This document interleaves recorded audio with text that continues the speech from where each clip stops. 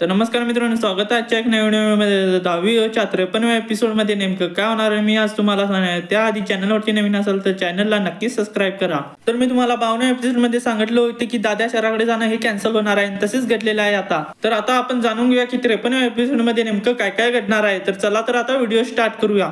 तर 52व्या एपिसोडमध्ये आपण पाहिलेच असेल की दादा गावाकडेच राहणार आहे, त्याचबरोबर दादीची बायको म्हणते की आपण गावात राहून कोणते तरी काम करू। व त्याबरोबर आपल्याला हे पण दाखवलेले आहे की आब्या गावातच राहून शाळा पूर्ण करणार आहे, हे आपल्याला दाखवलं गेलं आहे। व आपल्याला 53व्या एपिसोडमध्ये आब्याचे बाबा हे शहराकडे कामाला गेलेले असे दाखवणार घेणार आहेत।